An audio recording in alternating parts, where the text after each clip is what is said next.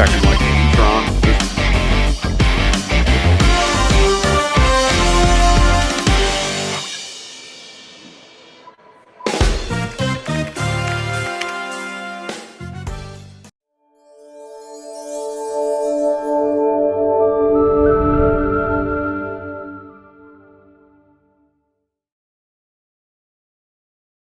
This is ASTV, North America's fastest growing media. Good afternoon, I'm Sean Mullen along with David Zammit. We are live at Fairview West Arena in Swift Current, Saskatchewan for the Swift Current Innovation Credit Union Wildcats against the Saskatoon Stars.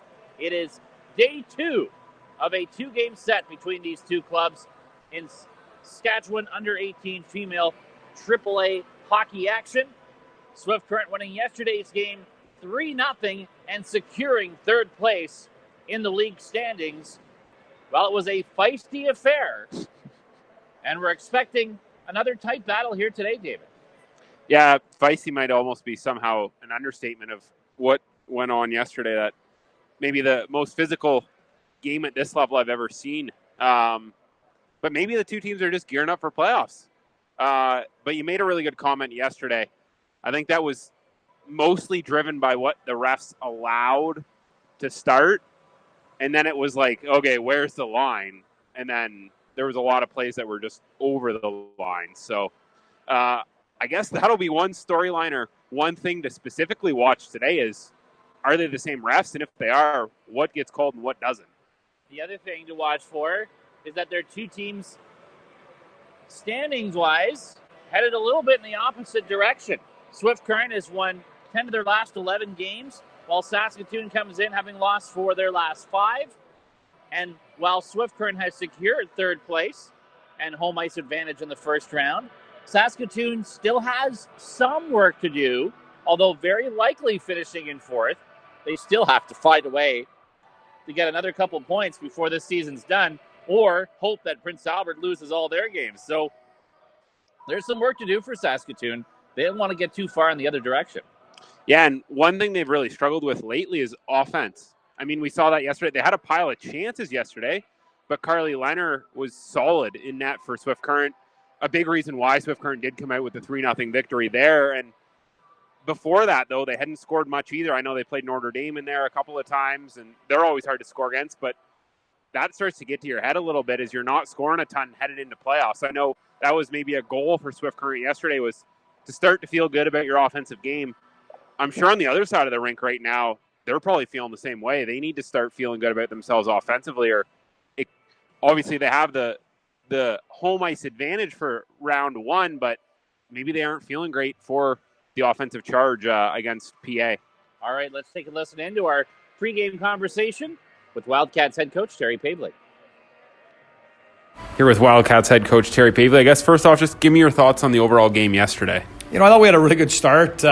We got out to a pretty big shot advantage early. Got those 2 goals from the point from Caitlin Perlinger, and good shots to the net and good traffic. And I thought we were in control, in the first period. And then, we got a little undisciplined in the second. And I think we took four penalties or 8 minutes and penalties in that second period. And then, you're just kind of chasing the game at that point because it's hard to get momentum in the offensive zone. All of a sudden our bench is really short because then we did get 1 power play. So all of a sudden you go 10 minutes of a period, especially teams. And so it's hard to get in a rhythm, and then in the third period I thought we were a little bit better. I really liked our penalty kill. I thought we actually created, I think we had three chances. I think Wingard had a real good opportunity shorthanded. McNinch ripped one off the post, and then Jersey scored a goal shorthanded. So I liked what we did on our PK, but we just need to be a little bit better on our breakouts. I thought that was the area that we struggled, and we talked about adjustments, and we just weren't able to execute. So again, we went over them today, and we talked about that's the importance of learning to adjust on the fly. And we're getting close to playoffs. We're going to have to make adjustments, and hopefully we can do a little bit better job breaking out a little more cleanly today than we did yesterday. Now, one thing you guys can't really control is what the refs kind of let go and what they call, and obviously that played a factor into you guys spending probably the majority or more time than you wanted to, obviously, in the box yesterday. I guess, How do you help your team find that fine line, especially you obviously don't want to run into that kind of stuff against a Regina or a Notre Dame? One of those things is we talk about, know the situation. I mean, when you're in the offensive zone at the goal line, we probably got to be a little more careful.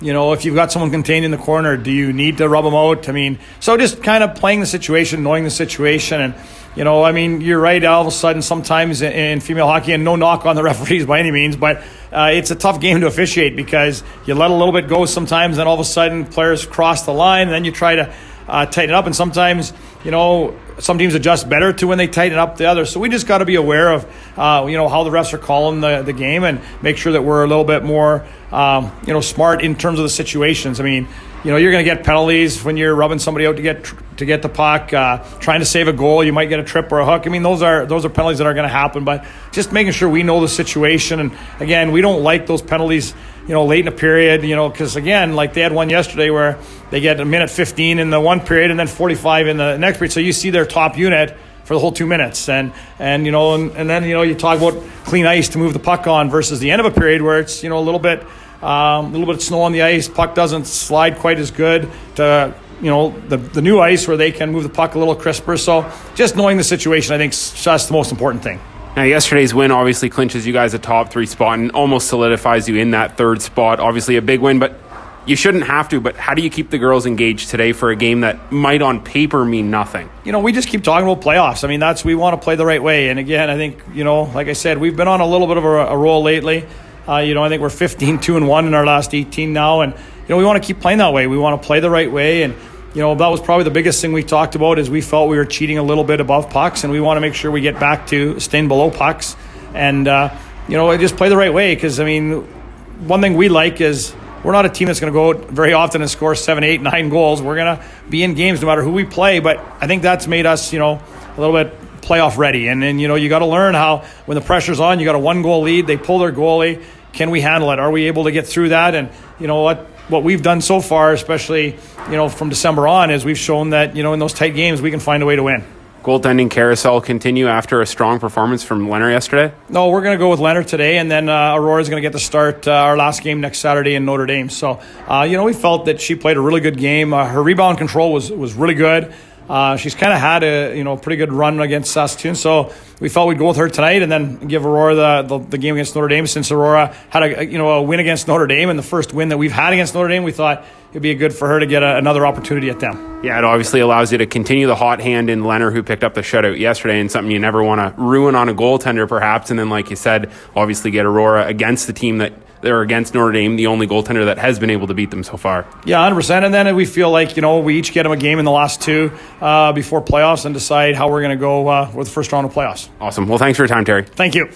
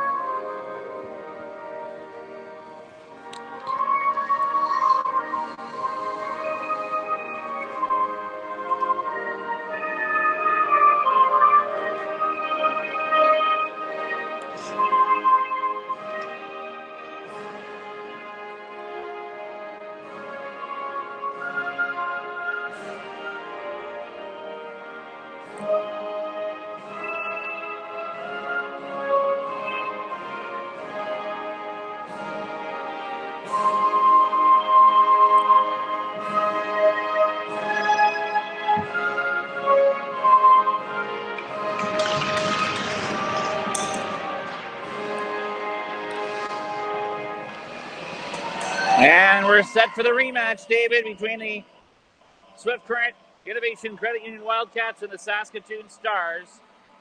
A season series that Swift Current has mostly controlled. And it's the last game of the season between these two teams unless they meet come playoff time. Now that could be interesting. Although that would take probably a pretty big upset somewhere along the lines for that to occur in either Notre Dame or Regina. But, hey, anything's possible, right? Yep. Carly Lehner in goal for Swift again. coming off a 29-save perfect game yesterday. Meanwhile, it's Tora Ward in goal for Saskatoon, and we're underway. Point shot by Bacchus. Redirects in front. Turning, shooting with Tane. And that's stopped. Worked back to Bacchus again. Wrister off of Keller, and it bounced towards the goal. That almost worked perfectly. Pinballing off Keller in front. Bacchus with 2 attempts there from the line were tipped by different players or set up different chances. One for Watain, the first one. Second one was for Keller, and the second one was a lot harder save for the Stars goaltender as it kind of cut back against the grain off the stick of Keller.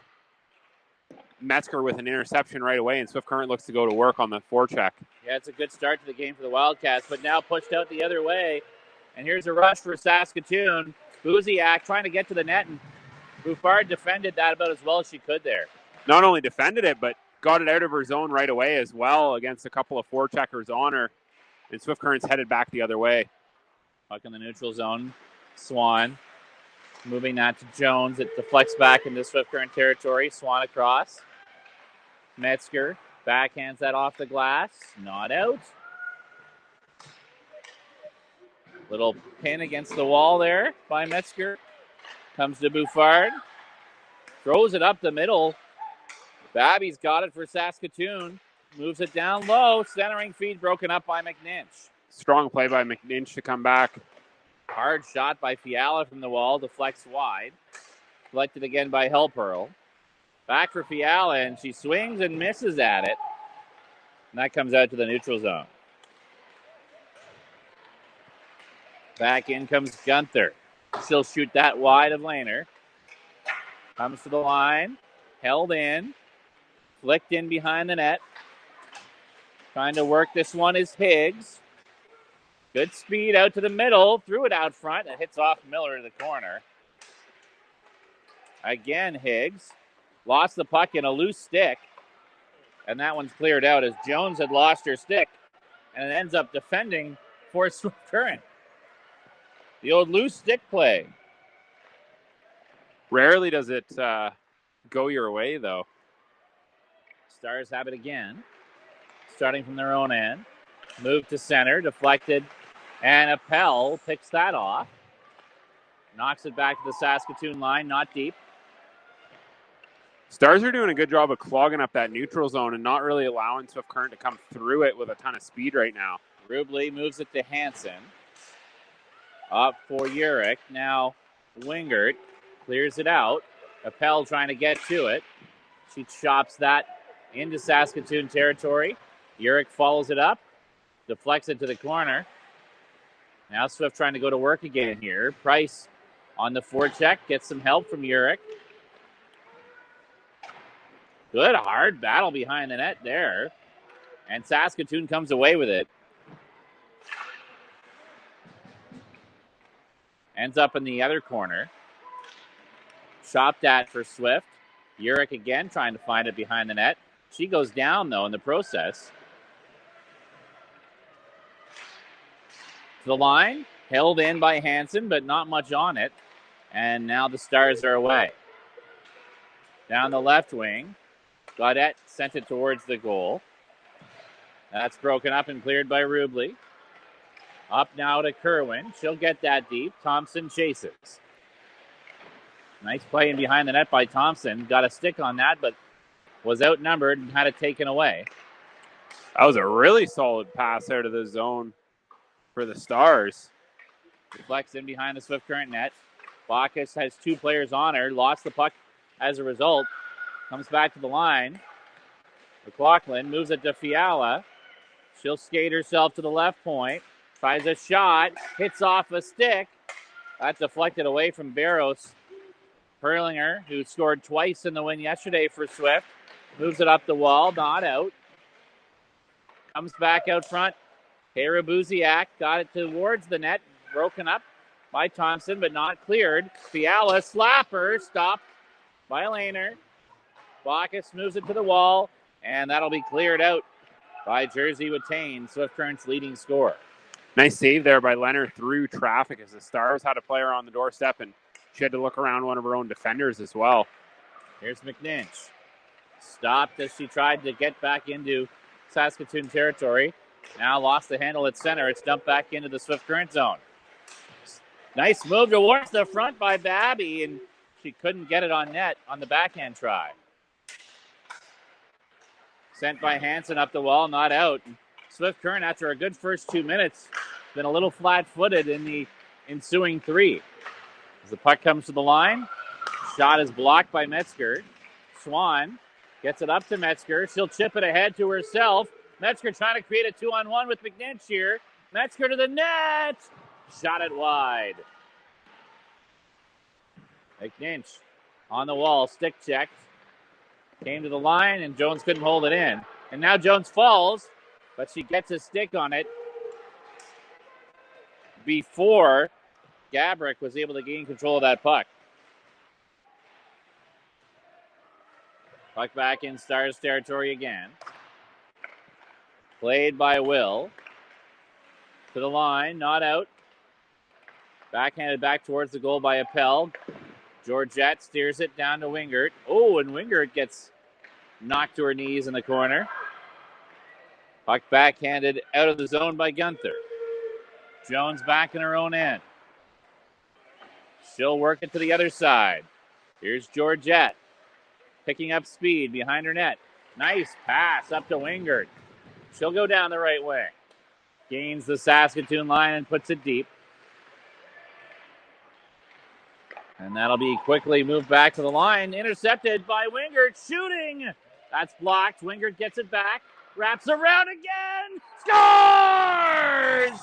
Ella Wingert. Quick hands in behind the net. Wraps around and pucks it in. Before Tora Ward can get across, she creates the turnover herself and then pounces on it to make it 1-0 Swift Current. Really smart play there by Wingert to, like you said, wrap it around and just kind of beat Ward to the far side. Able to bank it in just before Ward got the pad down, and she was coming across a bit late and didn't fully read the play behind the net.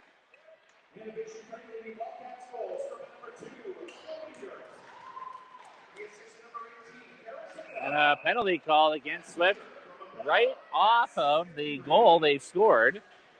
Urick got tied up with Gaudette in the neutral zone, and she gets called for a hook. 4th goal for Wingert this season, so certainly some depth scoring here for Swift Current early. Yesterday it was some depth scoring as well from a defenseman. Perlinger with 5 and 6 on the year for her, whereas Watain is a known goal scorer, to say the least, for the Wildcats at 20 now on the season. Well, they were cheering in Rosetown for that one. Speaking of Rosetown, Swift Current had a game there recently, back in the middle of January, a home game against Prince Albert. Rosetown known for 2 things right now in Swift Current.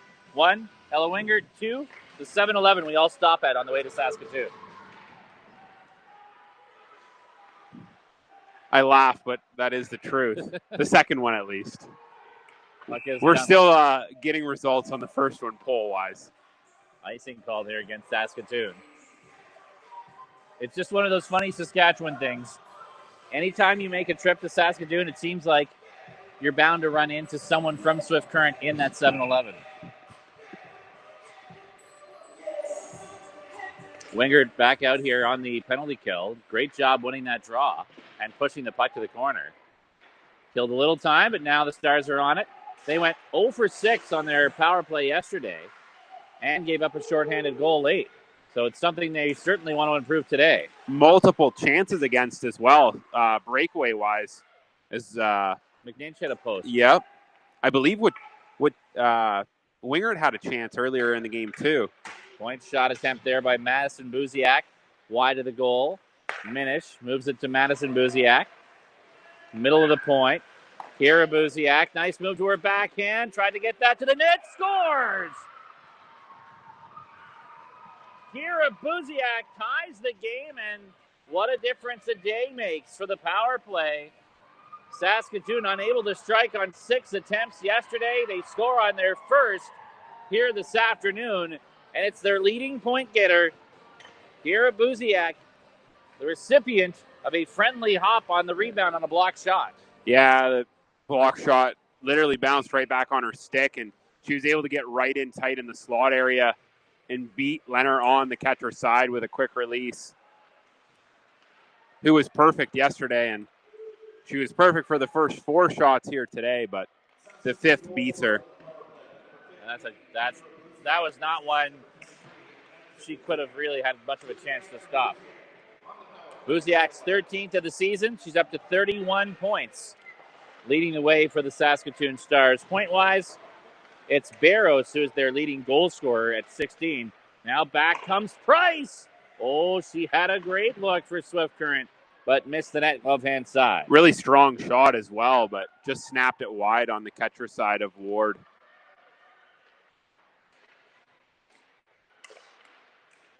Kept in there by Urich. Thompson to the net. Backhand try. Pad save made.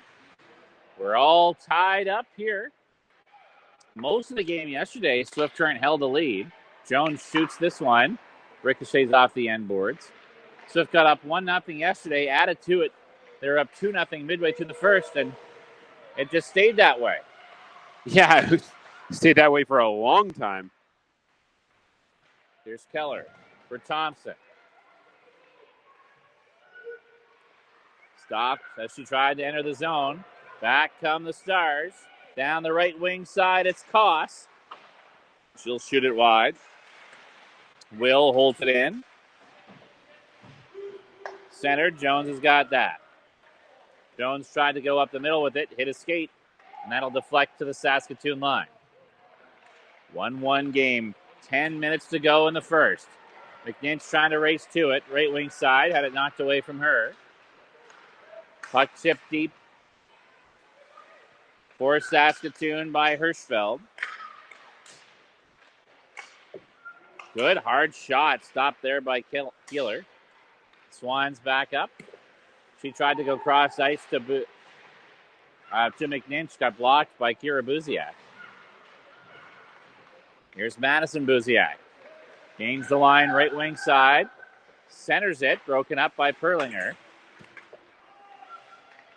Metzger's got it now. She tries to go up the middle. That's intercepted. A bit of a repeat here from Swift on a number of occasions trying to put those passes in their own zone up the middle. And Saskatoon seems to have that scouted here today. So they may have to find another way out of the zone. That was one thing that Terry Pavley mentioned in the pregame as well, is that they weren't really coming through the neutral zone with great pace. And that kind of thwarts anything really offensively, at least on the rush-wise. And then you almost have to rely on your forecheck to create the chances you want after that.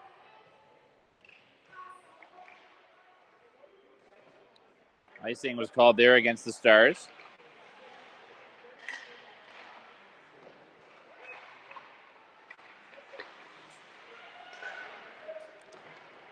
Battle for the puck in the corner. Oh, big knockdown. Appel getting on the forecheck. I guess that might answer our question as to what the refs are going to let go today. Here's Appel again, centering it. Oh, Wingert almost had her second. That was teed up for her, and it just kind of hopped away from her stick. Georgette gets knocked down behind the net, and that's going to be called. Two teams are used to a certain level of physicality here over the last 2 days. Now it's going to be a power play for Swift. 1 for 3, I think they were yesterday. Scored on the first one as well. It was a point shot that found its way through. Draw win here by the Wildcats. Perlinger, quick pass to Metzger. Perlinger shooting! That got blocked. You can see why Perlinger would have a shooting mentality with 2 goals yesterday. Now McNinch works it down low to Keller, who actually thought she was shooting it, so she got caught off guard. Puck hopped away from her. Metzger, good job protecting the puck. Back to the line. Perlinger over to McNinch. McNinch will wrist it. That's stopped. In behind the net it goes. Keller tried to move it back. Over to Metzger, and that's intercepted and cleared the length of the ice. 1:23 to go, and the penalty to Brielle Minish, who's in goal, or who's in the penalty box for Saskatoon. Retained. Cross ice feed eventually gets to Metzger. Swift Current's captain takes it around behind the Saskatoon goal. Trying to get set up. Perlinger shoots it. Bad save made by Ward. Rebound comes to the wall. Back to the line. That's tipped away from Perlinger, and she's going to say, forget the penalty. I'm saving a chance, and absolutely hammers the stick out of the hands of Saskatoon's Megan Hirschfeld. There is no doubt about that one. Yeah, she might have been gone to the races, but like you said, Perlinger was not taking the chances at all. Yeah, you are not bringing your stick with you. You might be able to do it with your feet, but I'll remove the object that'll allow you to probably do it.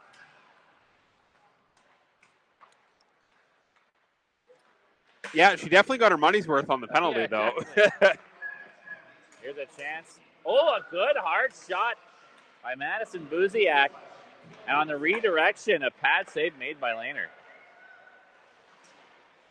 And that's put into the Swift Current bench by Madison Buziak. Got some very passionate young Wildcat fans here just to the right of us. Some of them dressed in a fashion I would not expect in -20 weather. But always appreciate passionate support. In their homemade custom jerseys. Yes, yeah. Those custom jerseys are a little cheaper. Yeah. Just the cost of some marker.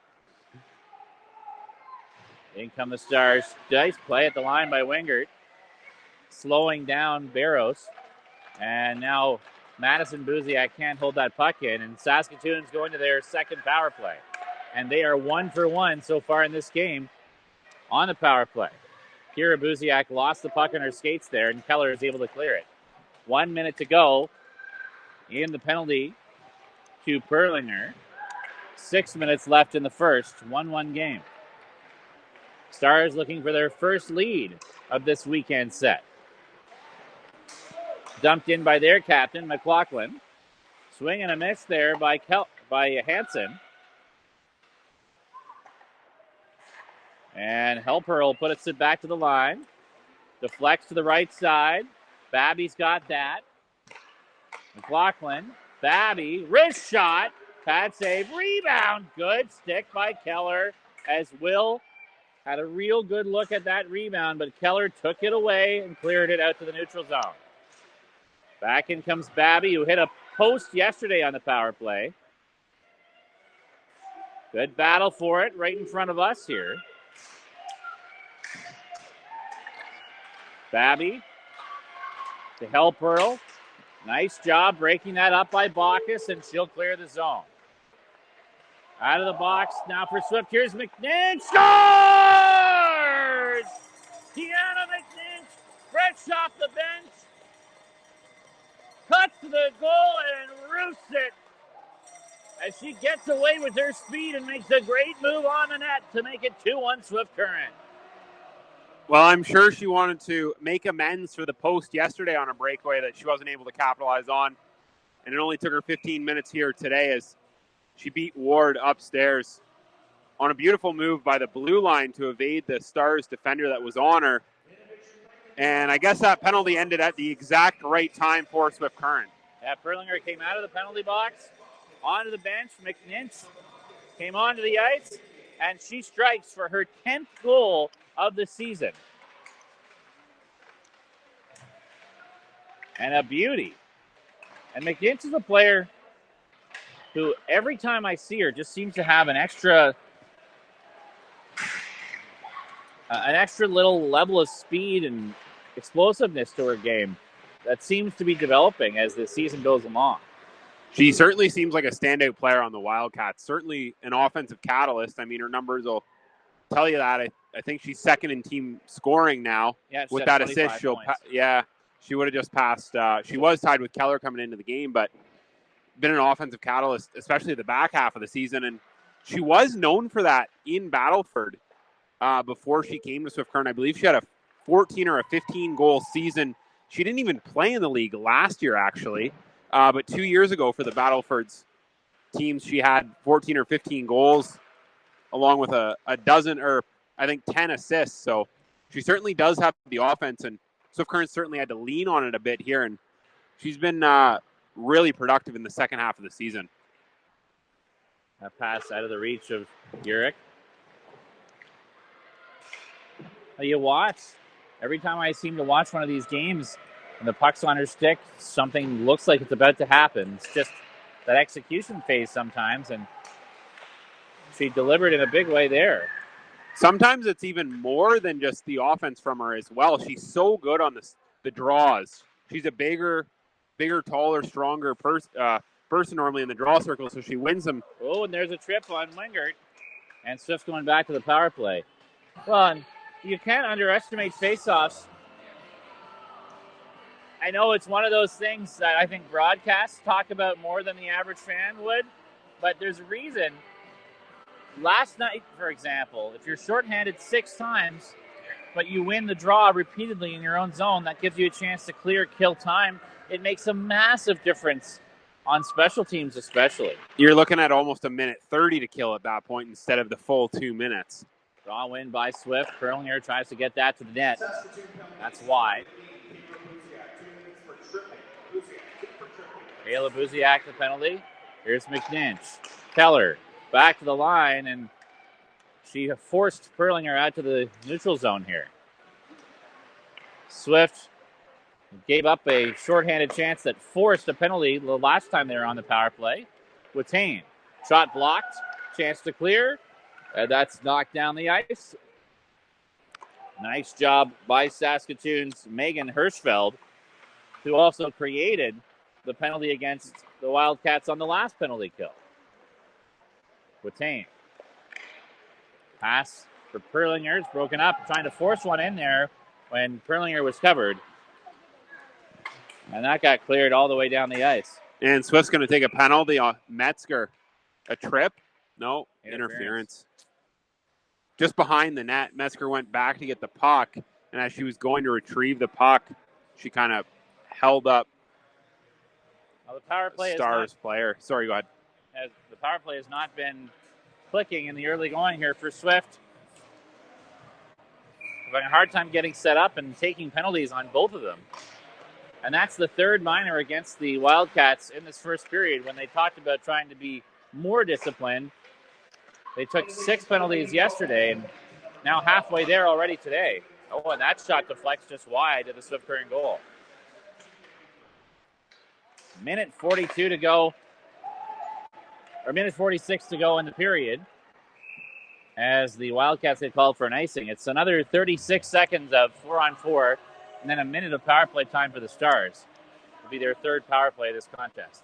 The Stars just capitalized on a power play, an abbreviated power play for their first goal as well. So, no, sorry, they didn't score on the abbreviated. They scored on their first power play. That was a full length. Right.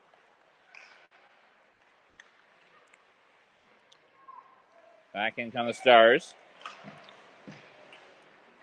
But this is Saskatoon's 9th power play in 4 periods of the weekend already. 4 so far, but yeah, there's a shot by McLaughlin. Stopped. You'd love to score 4-on-4 and then still get power play time. 5 seconds before Saskatoon goes to the power play, and Thompson tried to redirect that one deep. Instead, it got intercepted and made their change a little tougher. Down the stretch we come in the first, the final minute. Stars on the power play. Oh, a good play reaching back by Bouffard, or that could have been a quick break to the net for the Stars. And that's dumped in by Watain to Saskatoon.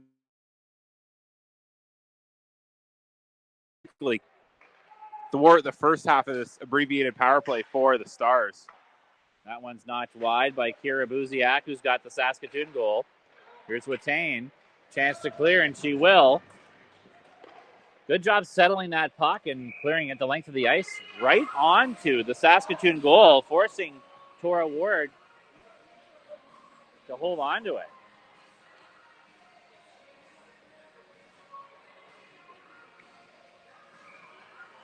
Face off inside Saskatoon territory.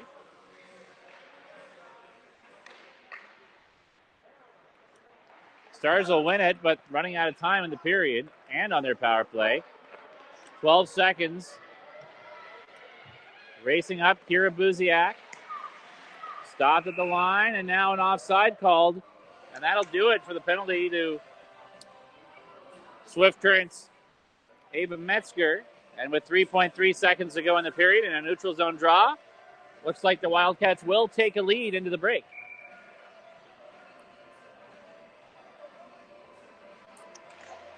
Face-off won by Appel. And that'll do it. Well, the Wildcats are not able to avoid the penalties they wanted to avoid. They do kill the last two of the Saskatoon power plays and take a 2-1 lead into the intermission. In a period that didn't start great for Swift in the first 6-7 minutes. I thought their first minute or so was good. After that, they got a little scrambly. A real big goal for Wingert. Saskatoon equaled the score on a power play marker by Kira Buziak. But then a response after a penalty kill. McNinch striking, making it 2-1 Swift. And not a lot of extended zone time in this period for them, but they took advantage of the chances off the rush. Yeah, Swift Current certainly capitalized when they could, and a little more offense than we saw yesterday across the game. I mean, 3 goals in the first period here. We only saw 3 goals in total yesterday. And both teams seemed to maybe generate a little more high-scoring chances in that first period, too. Like you said, it was a bit more wide open, though.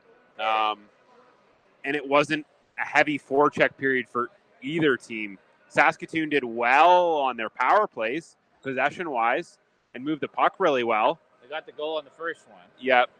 And the other two were at times, well, maybe not this past one, but their second one was dangerous, too, for the minute they had. Yeah, and then they were also kind of half power plays because they both came off penalties while Swift was on the power play. But, yeah, I mean, an up and down period. I don't think either team would be particularly thrilled. I think Saskatoon had more puck possession in that first than they had at any time in any other period in the game yesterday. And they do strike, so they'll take that. But we'll see where we go from here. And in a bit, we're going to have a conversation with Blake Voth, assistant coach of the Wildcats, who lead it 2-1 after 1 on ASTV.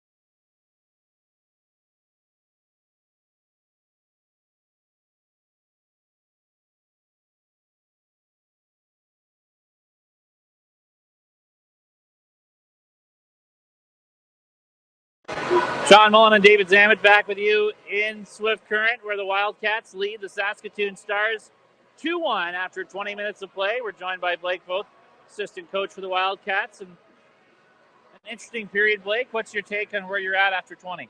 Yeah, we don't mind the way we came out there, up a goal, but I think the main thing is, and since we last talked, it's just penalties. We got to start staying on the box. That's starting to be a trend for us, as we're having a penalty kill a lot, and it's hard when you do get into special teams games like this because they can't kind of get everyone rolling and stuff. Some kids sit a while, and things like that. So it just got to be a bit more disciplined, I think. I think there's a big difference between penalties you take 5-on-5 and penalties you take well on your power play. I mean, it's a different kind of discipline. When you look at the man advantage, what's happening that's forcing the penalties you've had to take?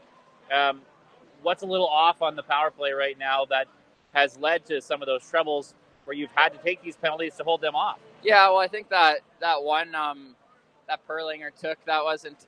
I don't mind that penalty because I think they're going down on a breakaway the other way. So do it. Yeah, you got to do that one. And then the other one, they pressure hard. Like they're gonna, when they dump it in, they're gonna come as hard as they can. So we got to try to get back maybe a little bit quicker to give us a bit more time to make that play. So it's not quite a battle play behind the net, and something happens that way too. So it does seem even when you're in their zone on the power play, they're trying to get to the puck carrier fast. Is that just quicker decision making? What do you need to see there? Yeah, I think get it down low. That's one thing. If they're going to try to get to that up top quick, then we got to work it down low because someone's going to be open down there, and maybe do that play a bit more to make them respect down low, and then that'll open up top again too.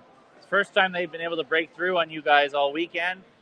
They've had lots of power play time, so I think in general you must be happy with your penalty kill and your play in your own zone. Yeah, we have been happy with the penalty kill. They we made some adjustments for their power play, and we like the way we have adjusted, and they're going to get shots anytime you have that many penalties. We're going to give up shots, but we're keeping them to the outside for the most part and trying to tie up deflections and things like that. So what do you think you guys need to do in the second to get a little more extended time in their zone? Yeah, we just got to cycle. Like I've said many times, we're a big, strong team. We want to work that puck down low and possess the puck and create some offensive zone time. Even that last game, like after the first period, our offensive zone time was minimal, I would say. We created chances off some breakaways and rushes, but we didn't really generate anything playing in their end, so that's what we got to do.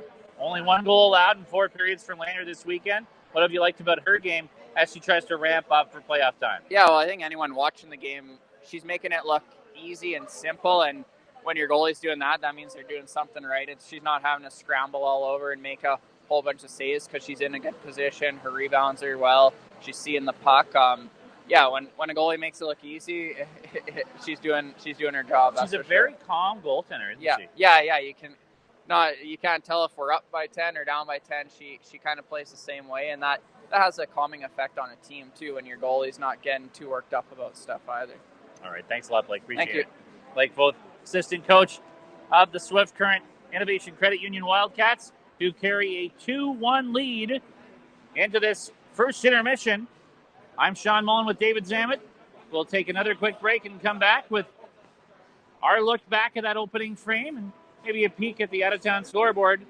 It is a 2-1 lead for Swift after 1. You're watching Wildcats hockey on Amateur Sports TV.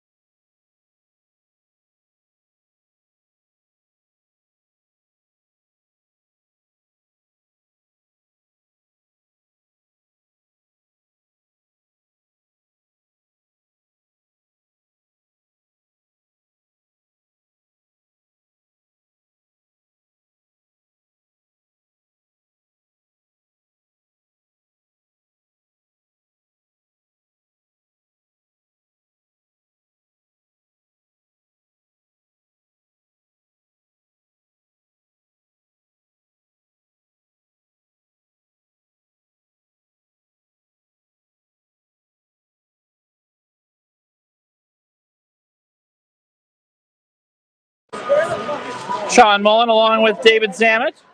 We're back live at the Fairview West Arena in Swift Current, Saskatchewan. Final home game of the regular season for your Swift Current Wildcats. They're coming off a 3-0 win yesterday. Currently lead this one by a 2-1 score. Other action in this league today, we'll see Notre Dame in Prince Albert, which will be a game of particular interest for the Stars, who have an 11-point lead on Prince Albert for fourth place and home ice advantage in the first round of the playoffs. Both teams have 4 games left to play in the regular season. And Prince Albert would need to win all 4 in regulation to have a chance to pass Saskatoon, assuming Saskatoon doesn't win another game. So that's very much in Saskatoon's favor as they try to wrap up home ice advantage in a first-round series against Prince Albert. The Battlefords only have 2 games left, so no chance to catch Prince Albert. They're going to play Swift Current in the first round. And so we should be able to get a schedule soon for that series. I guess the only thing depending on that would be when Swift Current's going to play their final regular season game against Notre Dame, that Aurora Van Wormer will go against Notre Dame for a second consecutive time. Outside of that, though, taking a look, there isn't a ton of minor hockey going on Swift Current-wise today. The Legionnaires are off. The Broncos played 2 games this weekend, one on Friday. Lost a close one yesterday to Brandon, 2-1. Let's take a look at the NHL scoreboard, I guess. And 2 games going on right now. One involving a Canadian team that's really struggled this year in the Montreal Canadiens. They're looking to hit double digits in the win column today as they're up 1-0 on the New York Islanders after the first period. The other game currently on is the Hurricanes and the Pittsburgh Penguins. That game is tied at 2 apiece at the end of the second period. A pile of games to still come, though. Hawks and Panthers will be dropping the puck here shortly. Rangers, Senators at 4 o'clock. The Sabres, Blue Jackets, Stars, Coyotes, Golden Knights, and Stars. And then to round it out tonight, I'm sure Sean Mullen will be tuned into this one, the Wild and the Edmonton Oilers. Big matchup there for a pair of teams. The streaking Oilers. Yes, very much so. Replace a coach, and look what happens. They figure out how to win some hockey games, add Evander Kane in there, and they look like the Tampa Bay Lightning currently. The Swift Current Broncos in Western Hockey League action dropping a game yesterday to Brandon. They win 1, lose 1 on home ice this weekend, and they're in the midst of a playoff push. Yeah, that one's tough to gauge just given that Lethbridge has several games in hand, but Swift Current's staying right there. I don't know if they play a few more times or not. Swift Current has had the advantage season series-wise against Lethbridge, though. So maybe if they run into each other a couple more times, maybe Swift can get them a couple more, beat them a couple more times, and help that disparity in games played. On games in hand only matter if you win them. So Lethbridge can have 20 games in hand, but if they only win 2 or 3, right? So if they have 5 games in hand, a team that maybe wins 2 out of 5 on a typical basis, that number is not quite as imposing as the number of games would imply, but they could win more than that. It really depends what they do with them. So it's certainly an opportunity, and it's nice to see a Swift Current Western League team with a chance to be in the playoff picture after a number of years on the outside. One Swift Current team that's always in the playoff picture is the Wildcats. Every team in the league makes the playoffs, but it's the team that has shown remarkable consistency throughout their history and the long run with Terry Pavley as the head coach here. It's actually really, not to cut you off, but it's really surprising that they haven't won a championship with how consistently good this team has been over the past decade. You're dealing with some recruitment challenges that the major centers wouldn't have or the academies wouldn't have. And so to consistently be right there in the mix with the best teams in the league. It's Regina, it's Saskatoon, it's Notre Dame that are typically the teams right at the top of the league. And Swift Current always in the mix with them, the smallest market to be able to do that, which says a lot about the work this program does. And another thing that they really emphasize as we get a whistle right off the draw for a slash. Is that against Swift? Yep. Another thing they really emphasize is moving players on to the next level. And that's something they've done a great job at doing and a great job at promoting. Yeah, they promote their players well. 8 of their players on this team are already committed for next season. One still pending is Aurora Van Warmer, and I'm sure she'll find a place to play next year. So Swift could send 9 players to college or the junior ranks next year. But here's another penalty kill, the 4th of the game for Swift after 6 yesterday. Latane is in the box. Stars working it around. Puck centered that time by Hirschfeld. Loose puck. In some skates. Chance to clear. Held in at the line by McLaughlin. Worked into the corner. Middle of the point, McLaughlin. To the right side. Babby. McLaughlin. Passed it in. Gets it back. Passed it back in again to Hirschfeld. She'll shoot that. Loose puck in front. Oh, that was close as Babby came in from the point. A chance to clear there. Metzger didn't get enough on it. And now she will get it out to the neutral zone, but not far enough to get a change. And Saskatoon takes a costly offside. With 50 seconds to go in the penalty, and they had Swift Current on the ropes in a tired group. They'll allow them to change with that offside. Yeah, obviously not something you want to see. Maybe just give it the extra second. It wasn't like Swift players were going to be able to make it to the bench at all, especially with that long change here in the second period.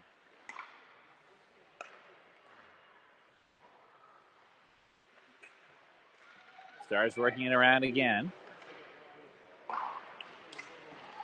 And that'll get out.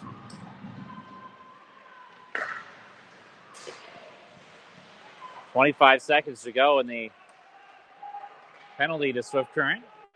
Kira Buziak comes in. Great move to the net! And stopped, and the rebound cleared away. Boy, she deked through. Kira Buziak, a beautiful play. And Lehner made a huge stop on her. And Swift able to clear the rebound out of trouble. Kind of like a parting of the seas moment. There was multiple Wildcats there, kind of stood up at the line, and she just went right through. Lehner stayed with her the whole way, got her in the mid-chest section, and then the rebound came down off her, but the Wildcats were there quickly to get the rebound out of harm's way. Fight for the puck in the corner here. We're back to 5-on-5. Saskatoon now 1 for 4 on the power play. And the puck's played out into the neutral zone. Keller trying to get to it. Grabbed there by Saskatoon's Helperl. Taken into Swift Current territory.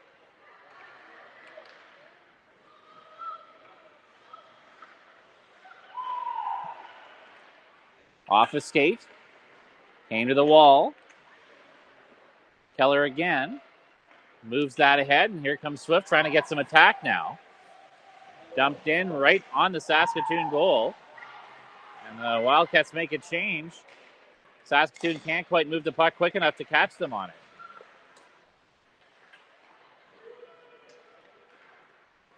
Pass dumped in behind the net. Bouffard there. Turnover by Swift. Grab and centered off a skate. Loose puck in front. Trying to get to that is Higgs. A couple of unforced errors by the Wildcats in their own zone on chances to move the puck or clear it. Saskatoon trying to take advantage here. At the line, a shot by McLaughlin is blocked. Gunther. Higgs. Around behind the net it comes now for Miller. She's bodied by Georgette. Stars still controlling the play. And it's cleared the length of the ice.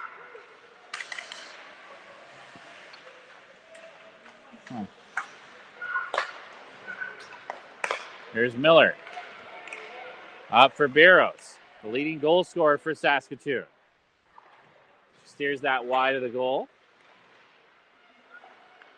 It's been all Stars puck possession-wise in this second period so far. Puck centered, doesn't get to Kira Buziak. Yeah, that would have been the last person you would have wanted having the puck on the doorstep if you're Swift Current. Metzger's pass to Swan, then knocked away out to the neutral zone. Here's McNinch. She's got one of the two Swift Current goals, moves that up to Metzger. Dropped it back to Rubley, got it to the net. That'll be covered up and held by Tora Ward.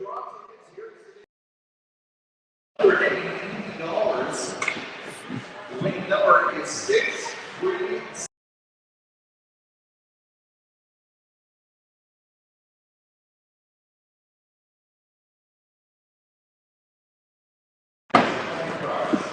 Battle for the puck off the draw. Metzger with the puck along the wall, slides it down to McNinch. Madison. Yeah. They're trying to force that out. Held in at the line for Swift Current by Hansen. And cleared. Be Rubley back for Swift Current as icing is waved off. Rubley will leave it there, but no one there for Swift. Sent on the Wildcats goal and caught and held by Lehner. And there's just something a little off for the Wildcats in their own zone today. Their first decision at times has been resulting in turnovers. And the transition game limited as a result of that as well. Yeah, they haven't been able to get out of their zone clean at all. And it's not a great sign for them as they've spent the strong majority of this period so far in their own zone. Battle for the puck in the corner. We're only 6 minutes into the period, and of course, it started with a penalty, which doesn't help your momentum at all. The Wildcats have not had much extended zone time in this game at all, let alone this second period. They do still lead it. They've been outshot by a 4-1 margin this period, and there's a chance that zips wide. Point shot blocked by Keller, and that'll get it all the way down the ice. Keller racing for it. And a penalty coming against Saskatoon. And a frustrated Kate Will head off to the box as she smacks her stick on the ice as she got tied up with Keller. And really no reason to take her down there. She was nowhere near the puck. And so that'll lead to a Swift Current power play. It's their third of the game, but each of their first two have been interrupted by a penalty. Yeah, not only that, it's just not a really smart play by Will as her defensive partner was actually back in time to be the first player to the puck. So battle for second and third really doesn't matter, and the goaltender Ward had come out to play the puck anyways. So Swift lost that draw, and they're forced out of the zone.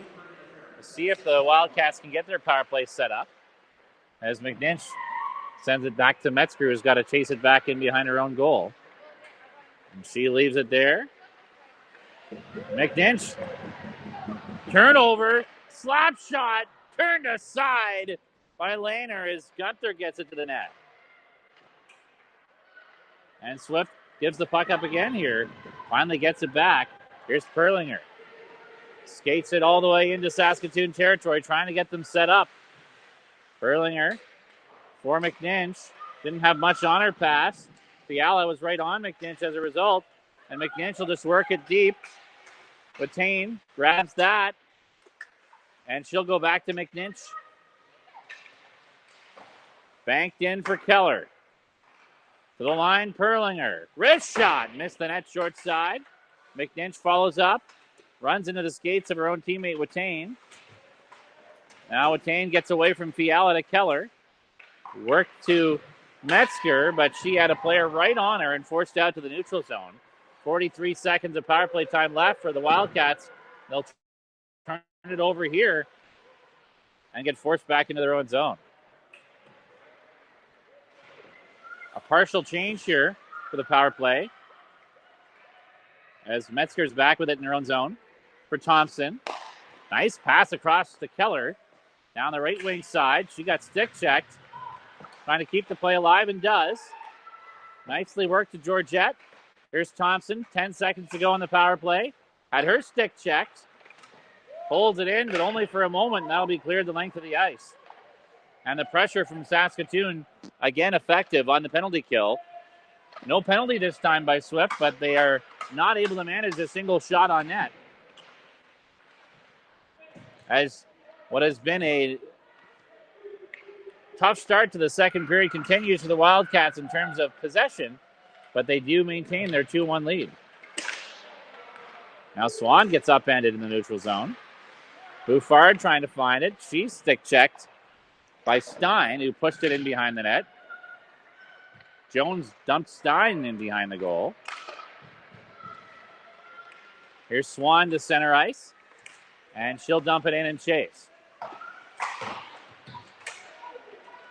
And she had it taken away. Here's Kira Buziak, who's got the lone Saskatoon goal. Speeds down the right wing, gets by Jones, scores! Kira Buziak has been on fire in this hockey game. Her second of the contest. Had another great chance as well as she blew by Jones on the right wing side and roofs that upstairs short side on Carly Lehner. And Saskatoon, who's had the better of the play in this second period, David, ties it up. Really explosive move. It was kind of like what she did in the first period where she had a great chance in all alone. She was able to score there, and Saskatoon. Another quick chance. Saskatoon with a 2-on-1 immediately after the puck's dropped at center, and Swift Current's coverage, especially in their defensive zone, has been off, like you said, certainly compared to past games. And when you look at Wednesday's game against Notre Dame, they almost played a perfect defensively executed game plan. And here against the Stars, they had a bit of misplays yesterday, but today's been a little even more exaggerated. Well, the second period in particular, just off the mark right now. You can have a 10-minute segment like that in a hockey game. They want to limit the damage here and find a way to get out of it. Quicker decisions, simpler play, and a little bit of pressure the other way, get their cycle going. As the puck's moved out to center, McNinch has got it. McNinch cuts in, tries a shot, that'll deflect out of play. For the second time in this contest, Saskatoon has tied this game up. Swift has had leads of 1-0 and 2-1, and not a team that gives up leads easily. They'll try to work to get it back here. As they get in this period anyway, rare face-off in Saskatoon territory. Won by the Stars, worked to the line, held in by Perlinger. Backhands hard off the glass, sent through the crease by Urich. Ward is maybe actually even lucky that she didn't get a pad on that, as it would have kicked out in front of the net. And Swift would have had a great chance to just poke it in there, whereas it just kind of just missed her pad instead. Here's a chance for Kerwin. Her shot's blocked. Urich and Price run into each other as they try to find the rebound. But the best shift of the period so far for Swift. As Perlinger's got it now. Tried to work it back to Bacchus. She pokes at it. And Gunther will force it out. But it's a line of players who weren't on the power play or as much on the penalty kill. They came out, simplified it, got pucks to the net, worked hard in the offensive zone, and had a good shift here the Wildcats can build on. As Kerwin dumps that in, got the rebound, shifted towards the goal, and that'll be covered up by Tora Ward. Be back-to-back offensive zone draws for the Wildcats as they look to build off, like you just mentioned, a depth shift from Swift Current there and a bunch of options that aren't on the top two power play units or killing. Hard shot there by Jones off a face-off win. That stopped. Thompson knocked down as she was battling for the puck there. And the Stars are away with a little bit of speed. It's Gaudette down the left wing. Centers it. It's redirected wide. And that one's cleared out. Keller will try to get to it. Madison Buziak gets it over to Minish. Nice cross-ice pass, but then Bouffard intercepts the feed into the zone and dumps that back ahead. Watane chases. Minish puts it up the wall. At the point, a drive. Rebound! Oh, and Watane just missed the net on the rebound of the Bouffard shot. Here's Watane again. 20 goals on the season. Puts the puck into the skates there of McNinch. Back to the line, Jones keeps it alive to Keller. She tries to cycle it down. Hirschfeld forced off the puck by McNinch. Swan tries to keep it alive. Played to the point. That does get out of the zone. Swift's got to reset. But 2 straight good shifts of offensive pressure here from the Wildcats. And a turnover. McNinch gets it across to Metzger. Her shot turned aside by the right pad of Tora Ward. Swift holds it in. Here's Swan. Tried to move that to Metzger. Too much on it. Held in by Rubley. Back down to Swan. Minish knocks it away from her. Madison Buziak will clear the zone.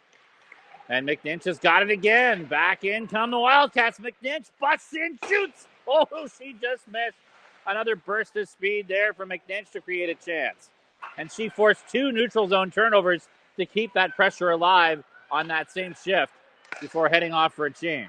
It's the acceleration after the first step that really sets her apart. Once she gets going, she's really able to pick up speed quickly and kind of separate herself from the defenders, the Stars defenders around her, and really open up space for herself, but not only herself, her teammates as well. She was able to find Metzger on the first turnover, and then she just kept it herself for the second. Stars to the net, they score! And after Swift has their 2 best shifts of the period back-to-back, they collapse to their net.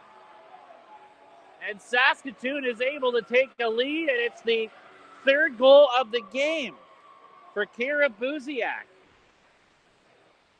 And a hat even gets chucked on the ice for that one. And Saskatoon's got their first lead of the weekend. And boy, that's hockey, isn't it? You're on your heels the whole period. You finally turn it around. The Wildcats do and have back-to-back excellent shifts. But then back come the Stars and take it to the net. And the hot hand of Buziak makes it 3-2. It happened so quickly, Sean. Just down into the other zone, almost a wraparound and play that turned into a scrum play, and somehow the puck got past Laner. When you're hot. Buziak goes from 12 to 15 goals on the season with her performance so far today. And busting in here is Appel for Swift. Centers it. A stumble by Perlinger, and back now comes Babby for Saskatoon. And Lander can't squeeze that one.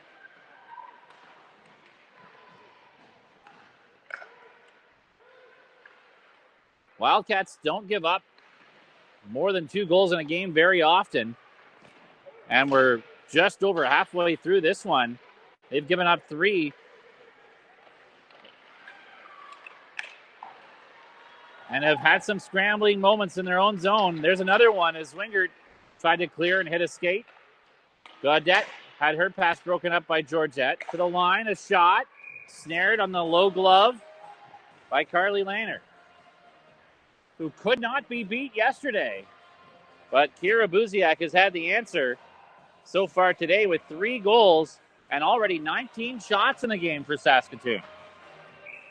They're racking up shots that they weren't getting yesterday. I think they finished around 29. So, yeah, well ahead of their pace yesterday.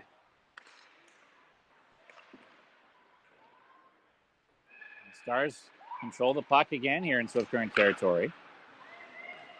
Good interception by Bouffard. And she clears it out. Not enough for an icing call. Price hustles in after it. Kerwin can't get a piece of that puck. Jones trying to hold it in. Great battle by Jones. Works it down to Price to the net. Oh, Kerwin can't get the shot. Good defensive play by Marissa McLaughlin, the captain for Saskatoon. Urich trying to keep it alive. And it's forced out of the zone by Higgs. Dumped into Swift Current territory. Koss will hustle after it for Saskatoon. Got there first, but turned it over, trying to go back to the point. And the Wildcats will clear. Thompson and Urich are able to work it into Saskatoon territory. Great job by Thompson, intercepting a clear. Drops to Watane, drops to Keller. Keller tried to go back to the line, lost the handle on it, gets it back. Works it to the point. Shot by Rubley is blocked. Keller gets it down to Watane. She's in behind the net. Now Watane threw it across the front. No Wildcat stick on that. Rubley keeps it alive. Down to Keller. Skips away from her. Here's a pinch from Hansen. And Fiala is able to clear it. Back comes Watane. Enters left wing side. Centered that for Thompson. That deflects wide. Watane gets it again.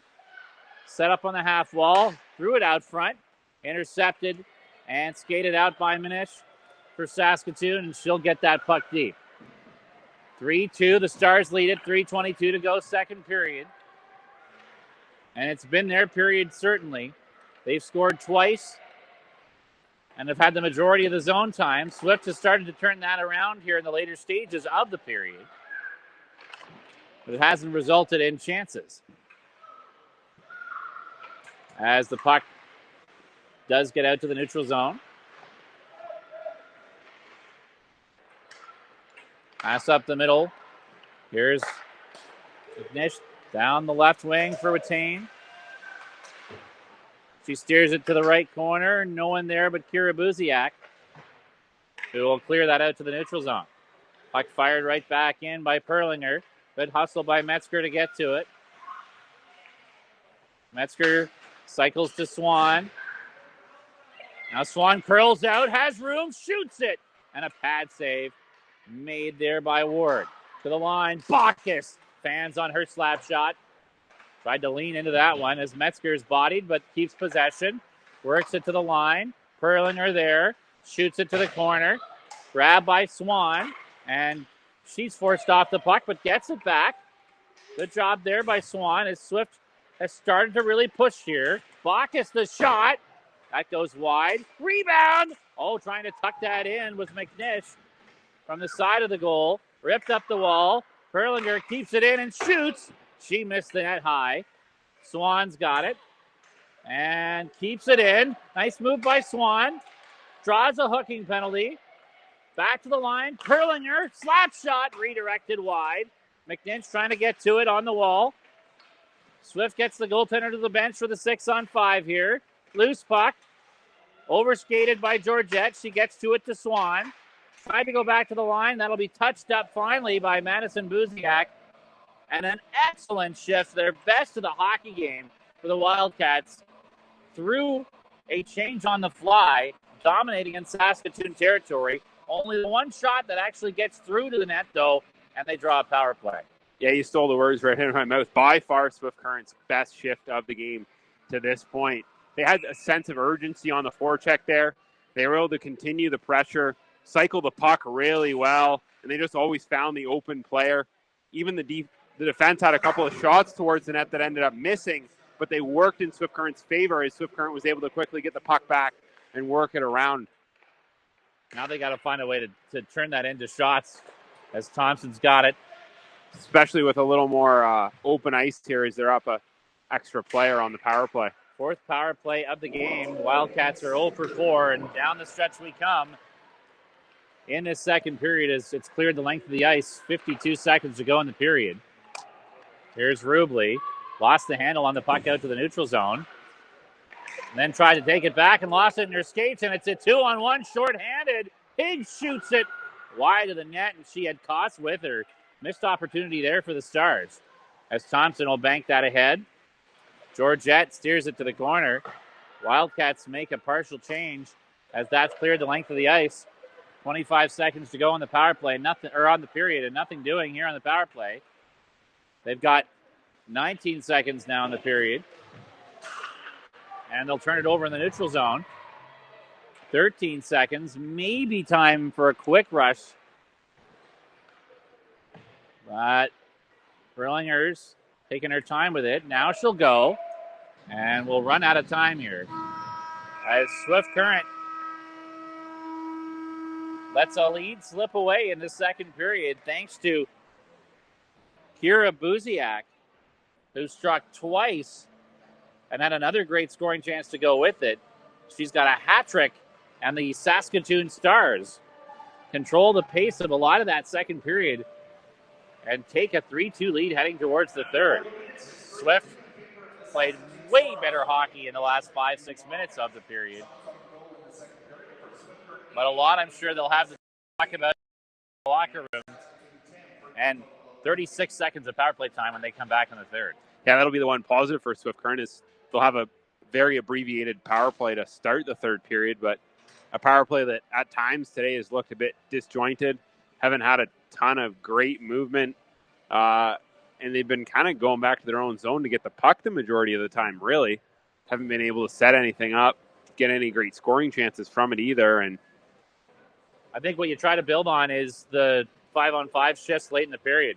Especially the one just that drew the penalty. Yeah. That's where Swift started to find their game again, getting their cycle game going, quick decisions, winning battles, getting to pucks first. And that's what they need more of as they come back to the third.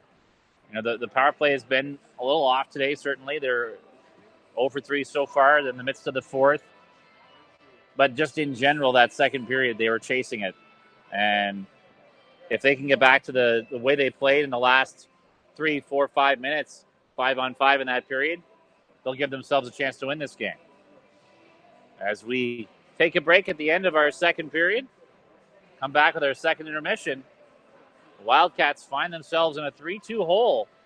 A win streak on the line against Saskatoon here this afternoon. Stars leading it 3-2 after 2. This is Wildcats hockey on Amateur Sports TV.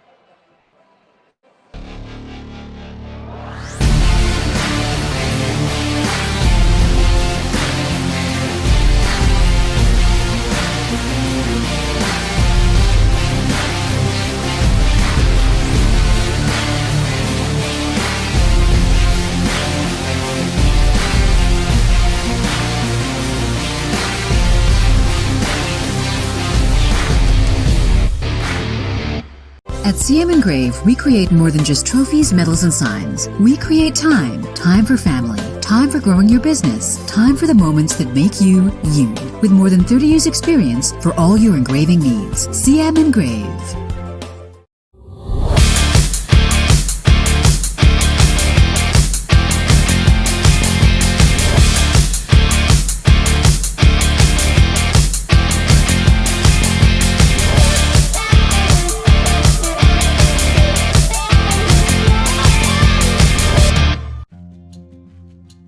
At Collins Hotel, we have you and your family's comfort in mind.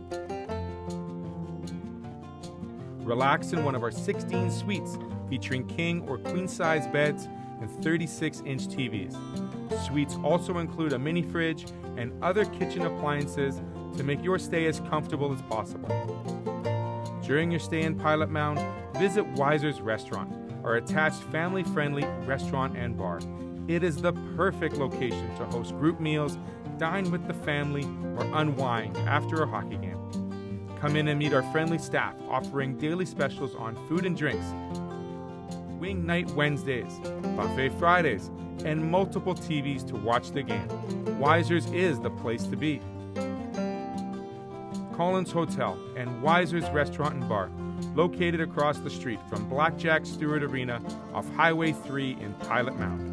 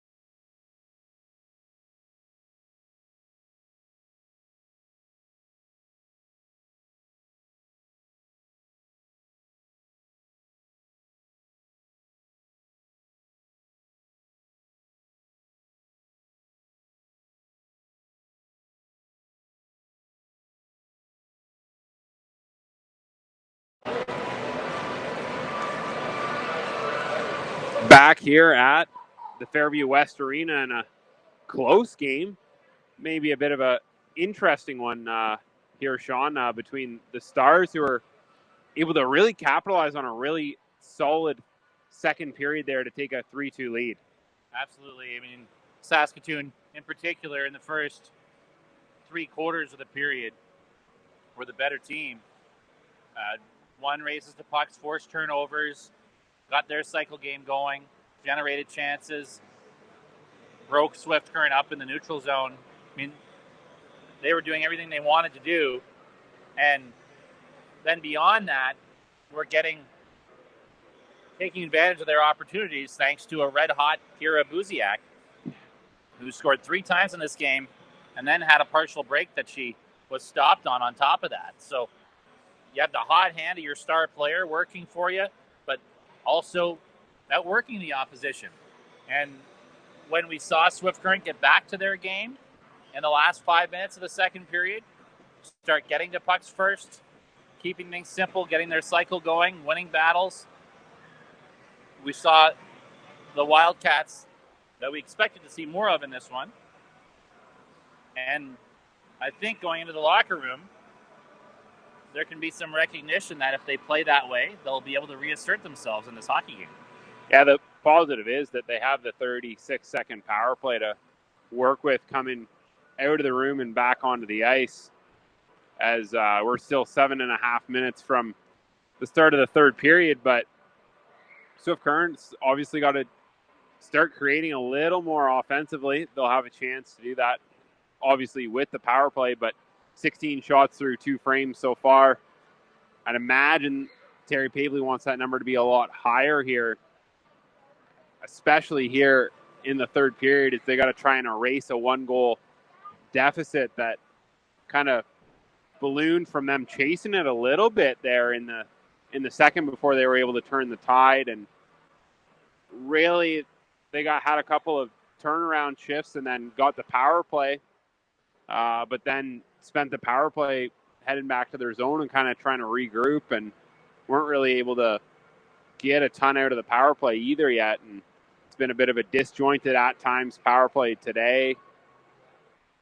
They struck on their first power play yesterday, and Caitlin Perlinger on a point shot, but outside of that, a power play that hasn't looked the sharpest for the last several of them. And you combine that with a lot of the time ended up having to kill penalties. And today they've had a flurry of penalties to kill on top of the flurry yesterday. And yesterday they were perfect on the penalty kill, but today not so much, as Kira Buziak scored on their first power play, the Stars' first power play of the game here today. And she's continued that really strong, impactful play throughout the game, and got a couple more in the second. The latest, the game go-ahead goal was just kind of in front of the net, and she was able to bang it home. So there was a pile of bodies in front, and just kind of out-muscled the coverage down low and beat Leonard for her third time today for the hat-trick, for 15th of the season, 15th goal of the season, I should say. Take a look at the out-of-town scoreboard quickly. We'll look at the NHL first, and then maybe on over to NHL. The Carolina Hurricanes are up on the Pittsburgh Penguins 4-2 with only 2 minutes remaining, so it looks like Carolina will hold on for a win there. Canadiens, Islanders tied at 1 apiece at almost the end of the second period there. Panthers and Blackhawks 0-0 so far. And they are just about done the first period there. Take a look at the other game that's currently going on in this league.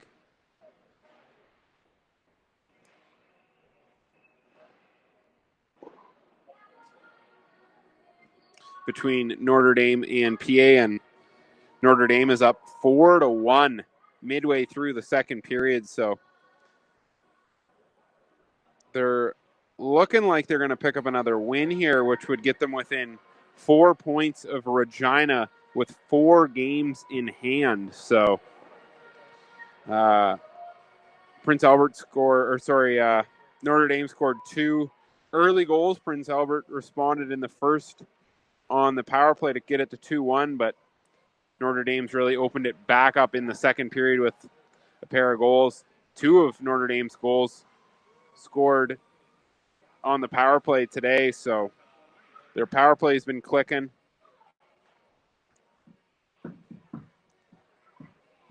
And Notre Dame won the game between the two teams yesterday 3-1, so looking like they're going to maybe pull off a mini sweep this weekend up in Prince Albert, and they're going to continue to be busy.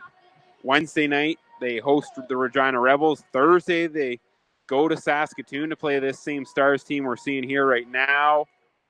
And then I believe they have a few games next weekend as well. And I guess that's the downside of having so many games in hand is you end up with a pile of games to make up. Yeah, they play against Weyburn next Sunday, and then they obviously have that makeup game with Swift Current to still play. So they might have 4 games in hand on Regina, and the gap might only be 4 points after today if they hold on for the win in Prince Albert, but it's a lot of hockey to play down the stretch.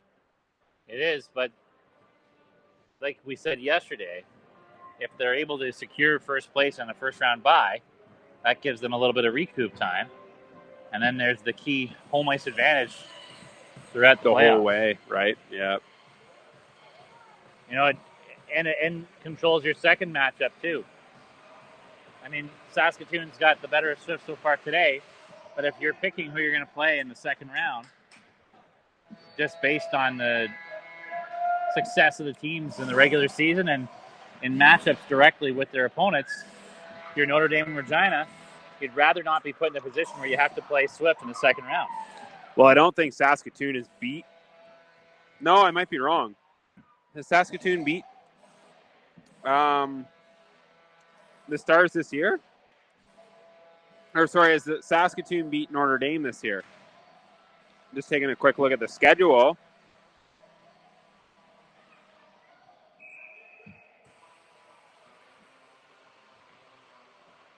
Not that I can see currently. Well, we're back, ready for third period action. Yeah, but that's reality. I mean, Swift, assuming they win their first round series with the Battlefords, they're going to likely have to play one of Regina or likely have to play Regina, assuming that Regina can get a win over Weyburn.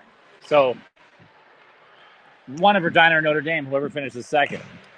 So if you're one of those teams, as Bouffard gets a shot that deflects wide, if you're one of those teams, you're going to want to avoid Swift Current in the second round. As good as Saskatoon is, they're still a very skilled, talented team.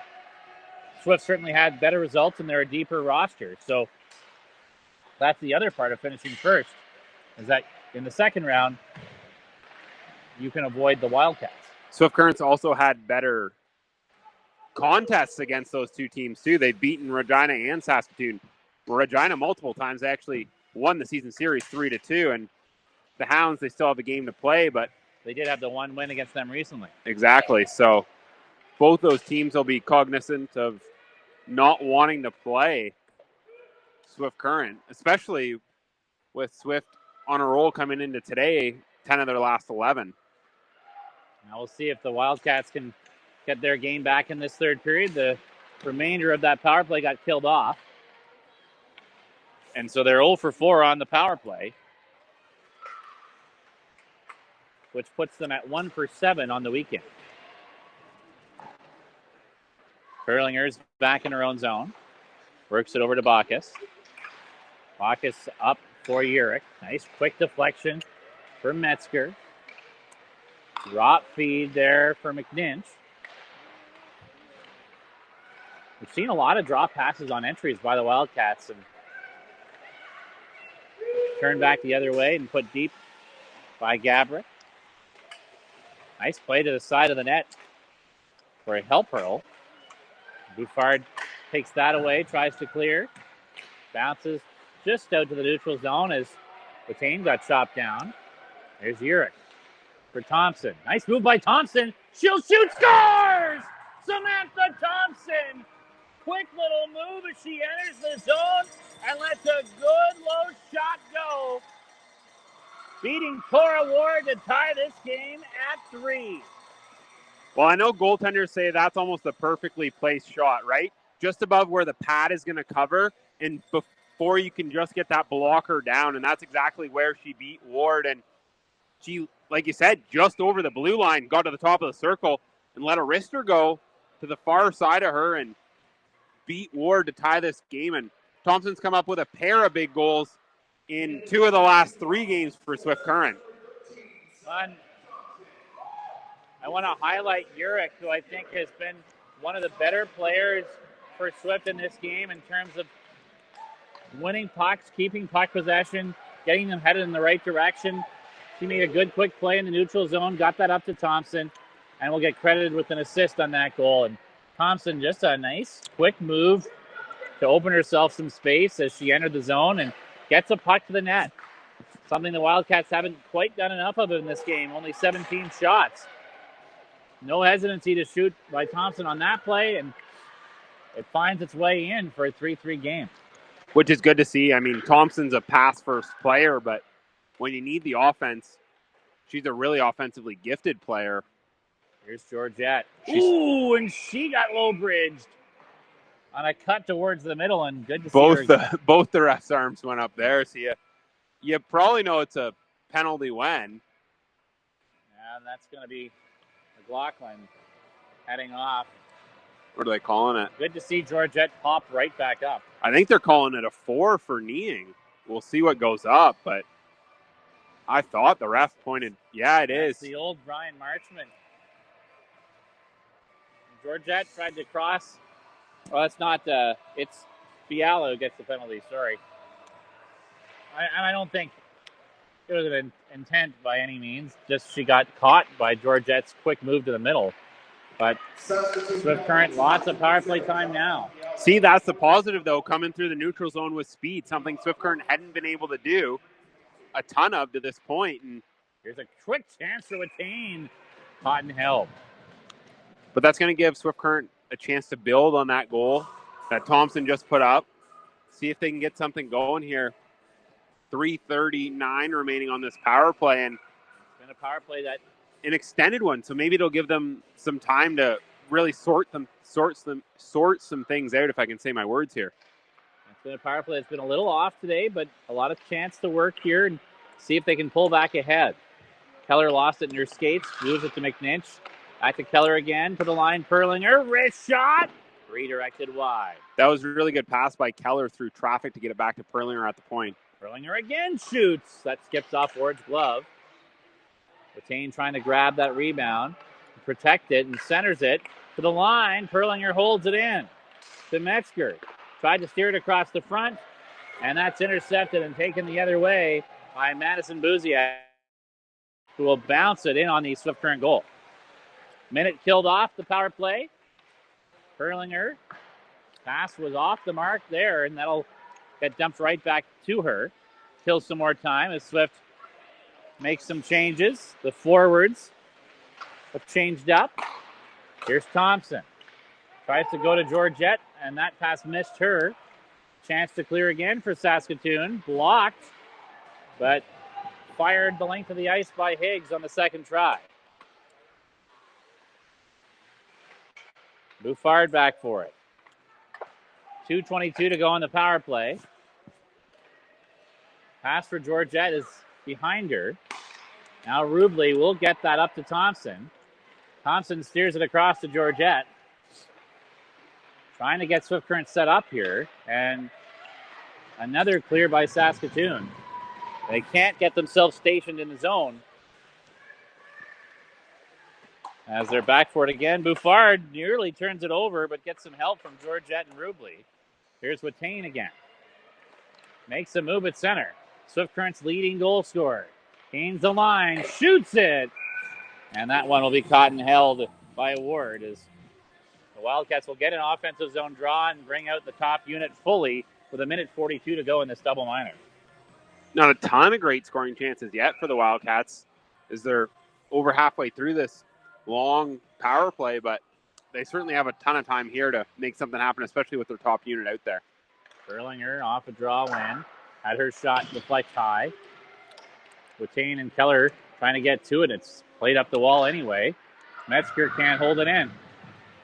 Good battle there by Saskatoon's Gaudette. Metzger threw it up the middle, and that's intercepted by Hirschfield, who's been a very effective penalty killer in this game. McNinch away. Speeds down the left wing. Enters the zone. Back to Perlinger. Has a player on her. Still got it off, but it got blocked in front. And cleared. And that's been one of the issues for Swift on their power plays. At times the passes have been going to players who already are covered or close. And it's forced quick movements, which have at times taken them away from the ability to attack, as Metzger gets that up to Thompson. Thompson, nice feed up to Swan. Swan couldn't handle the pass, though. And it's cleared again. Here's Georgette. Back to Perlinger. Moves that up to Thompson. She got bodied off the puck. Excellent penalty killing by Saskatoon. Rubley. Head for Georgette. Into the corner with it. Played back to the line. Held in by Rubley. Wrister. Well wide. Bouffard, nice move to hold the puck in.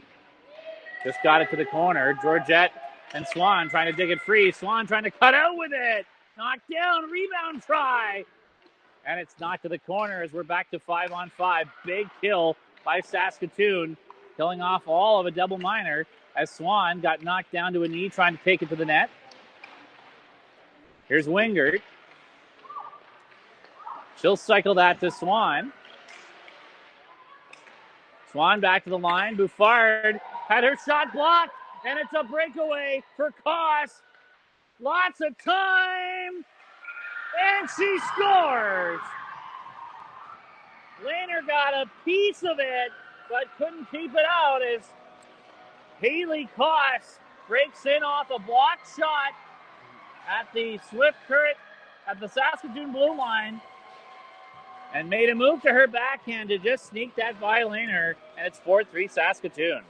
I don't know if Bouffard realized how closely Koss was to her when she blocked the shot, and Swift Current really wasn't able to capitalize on the long power play there, and they end up paying for it a little bit here as Saskatoon's able to take the lead now. Swift, I think, only got 2 shots on net during that power play, and I'm not sure if any of them... Their best chance was actually after the power play had just ended, on a chance to the side of Ward. That's the 3rd of the season for Koss, who just knocked that in by Lehner. Swift now 0 for 6 on the power play in this game. And a turnover here leads to a quick 2-on-1. They score! It's Buziak again. What an afternoon for Kira Buziak as she goes upstairs short side on Lehner, who just didn't quite have her post covered. And that's goal number 4 in this hockey game. That was a perfectly placed shot. There wasn't much room between Lehner and the post upstairs, and Buziak made no mistake finding it.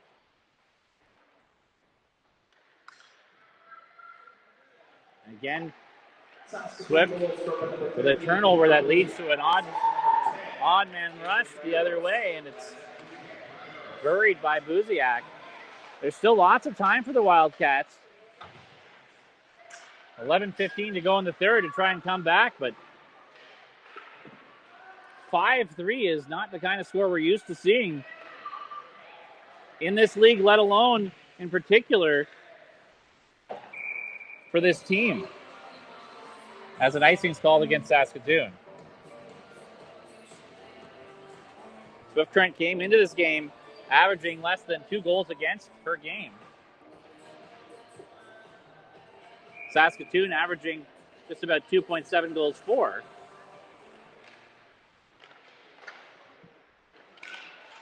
And it's an old shootout here today. This is only the second time this season Swift Current has given up 5 goals, and the other time was to Notre Dame back at the beginning of December. Well, it's one of the things they've had great success with in this streak of good hockey is they turn it over again here. And Madison Buziak got it to the net. And Keller will just throw it out to the neutral zone. Swift has just not been very careful with the puck today. And Saskatoon's made them pay. In particular, when you've got Kira Buziak's hot hand, that's allowed them to take advantage of those chances they've had. Seems like Swift Current's maybe a step slow as well. That'll be worked down the ice by Buffard for an icing call. Which is then making them try and force the play, right? And it's not giving them the time to set up the proper play or analyze the ice. Your skates can feel a little heavier when you're down in the game and when you're just not executing to your usual level, for sure. And every team's going to have some games like this. And Saskatoon's playing well. That's the other thing. You can focus forever on how the team you usually watch is playing or a little off in a game. At the same time, Saskatoon's worked really hard today. They've forced turnovers. They've won battles, and they've been opportunistic. Their penalty kill has been very good. And that's helped them take this lead and hold Swift to only 20 shots on net, even with the 6 power plays. As Swan will just throw that into Saskatoon territory and chase. Fiala comes up with it. Good stick by McNinch, forcing a turnover. But Swan had it knocked away from her, and that's cleared out. Bacchus rips that across for Perlinger, and she'll skate with it. Fiala keeps her to the outside. Swift wins it on the wall. McNinch cuts out, shoots. That got blocked. And a nice little move in the neutral zone by Kira Buziak again, centering it. Threw it back to the line. Wrist shot from the point by Miller, deflects high. It's one of the surprises when Thompson scored for Swift on their first shot of this period. Thought we'd see a little more desire to get that puck to the net and see if they could catch Ward coming off of that one. And now we do get a penalty call here against Saskatoon again, I think, for a hook.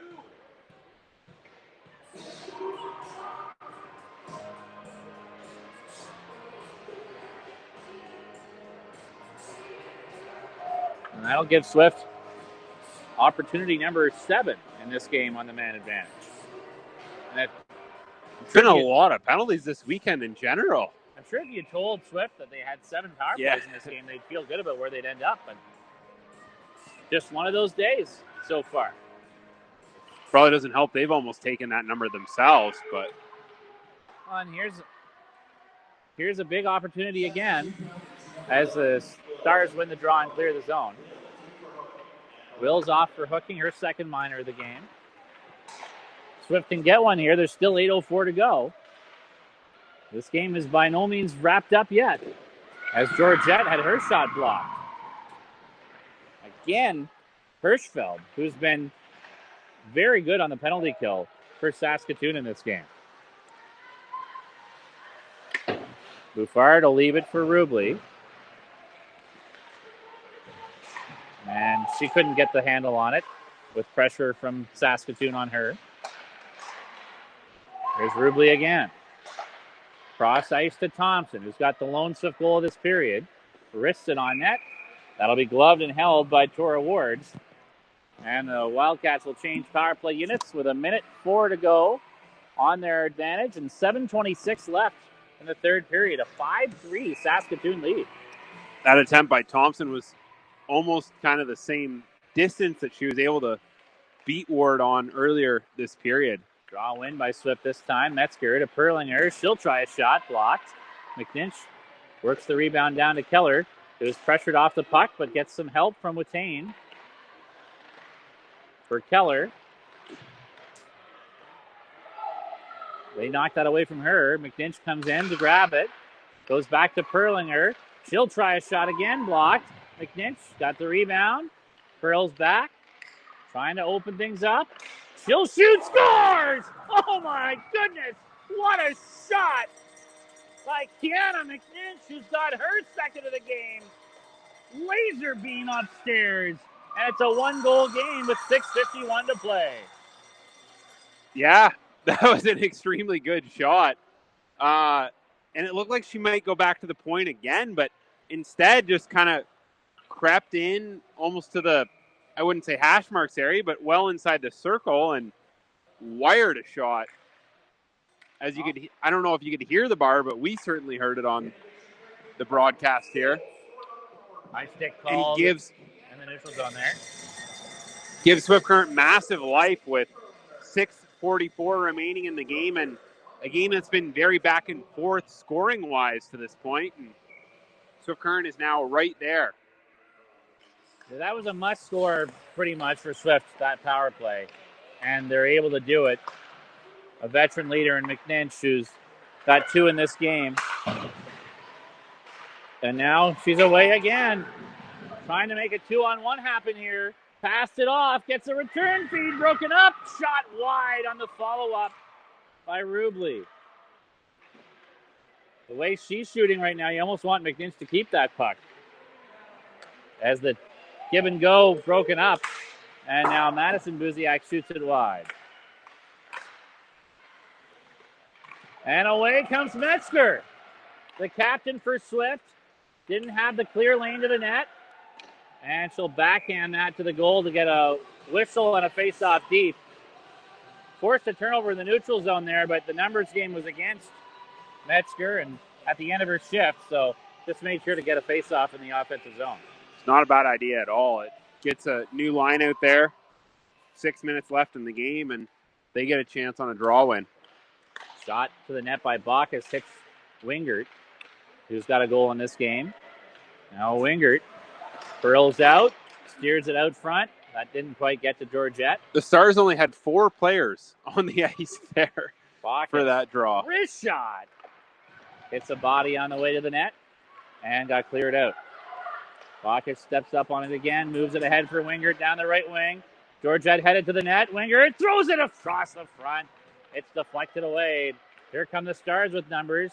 That's kicked into Swift Current territory, and with Kira Buziak barreling down the ice towards the goal, Carly Lanier is going to cover this up. Yeah, probably a good thing to do with Buziak maybe looking for another goal. But just back to that play there. I don't think I've ever seen in any game I've ever covered in this league, and I've been watching it to one degree or another for 11 years. I don't think I've ever seen a player score 4 goals in a game. I'm sure it's happened in games that I didn't watch, but in person, I don't think I've seen it. No, I definitely haven't. And I've seen it a lot less than you have, but what McNinch had a hat trick earlier this year for Swift. Yeah. I think Watain had one as well, but 4-goal games are few and far between at almost any rank. Just ask Joe Thornton. As the puck is deflected. Coming from the assist master himself, but yeah. Puck's dumped in by Keller. I think we're at a stage where we won't have to worry about that potential of happenings. Puck's moved up the wall. Bouffard trying to get to it. Holds it in. In the corner with Tain trying to collect. Keller got a stick on it. That'll come around to the left corner. McLaughlin tries to clear. Does. Gets it by Jones and out. 4:15 to go in the third. That pass deflects to Keller. She'll cut in and shoot. Trying to go low glove, and a good save made by Tora Ward. 4:08 to go. And Swift starting to build some momentum again. And now only down 1 late in the third period. They certainly had the majority of the play since that McNinch goal a few minutes ago. And Price on the draw there. Got a piece of it, but Saskatoon controlled the faceoff. To the line. Rubley tried to hold it in and couldn't. And that'll be dumped in for Saskatoon by Helper. Put up the wall. Urich up for Price. Now Rubley follows the play up. She'll cut wide into Saskatoon territory and shoots it in behind the net. McNinch, fresh off the bench, goes after it in the corner. Won it to her backhand. Cuts out. Works it to the line. Rubley, slap shot. Missed the goal. Hansen plays it back down low. That'll get away from McNinch and is cleared the length of the ice by Saskatoon. And this will be an icing call against the Stars. 3 minutes, 20 seconds to go in the third. That could be a big icing call as Swift Current's going to get one of their top units out here with McNinch, Metzger, and Swan. Look to capitalize on an icing call where Saskatoon's been stuck in their own zone a little bit. That's Swift here. Winning races and battles for pucks. They lost the draw here, though. There's been some big faceoff wins by Saskatoon, and there's a forced turnover by Metzger. Metzger drives the net, scores! Tie game! The captain steals a puck and drives the net, and we're all even at 5 on a wild Sunday afternoon in Swift Current. Good time for your captain to show up on the score sheet when you really need her there. Wow. Really good solo effort on that goal by Metzger. Is like you said, she picked it off. Saskatoon basically had the puck out of their zone, and Metzger came flying from the other side of the rink, caught up to the Stars player, stopped it from going out, and then just made a really strong power move to the net and beat Ward to tie it at 5. And they're still coming. Here's Swan. Had it knocked off her stick. And the Stars will clear it out. 2:47 to go in regulation. Here's Metzger again. Forced off the puck in the middle of the ice. Good play by Barrows, who dumps it back into Swift Current territory. Perlinger trips. And there's another penalty to Saskatoon. It's going to be the goal scorer herself that's headed off. Kira Buziak got caught.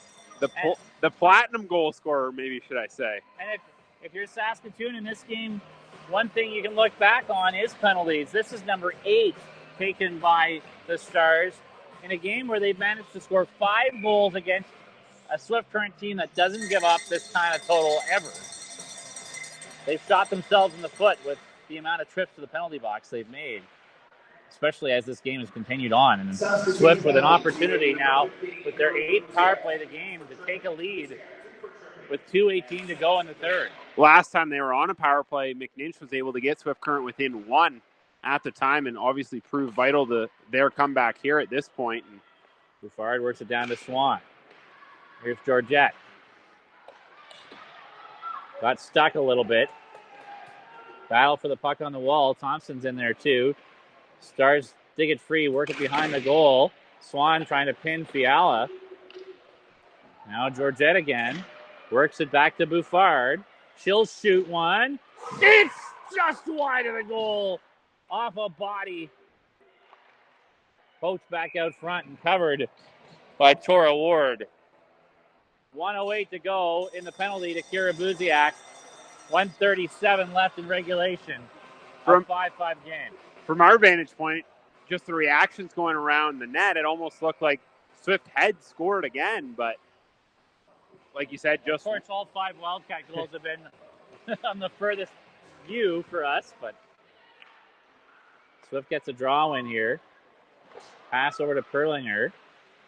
Steers that down low, and chance to clear. Stop at the line by Metzger, but only for a moment. Good hold by McNinch, but now it does come out. And you got to be extra careful here in a tie game late.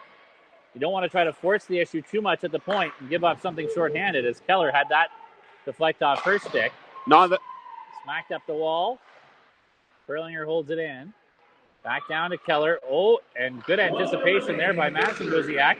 Then stripped away by Watain. Down the stretch we come in the third. Perlinger, rebound. Watain on the doorstep. She's trying to get it on the fun as that's cleared the length of the ice.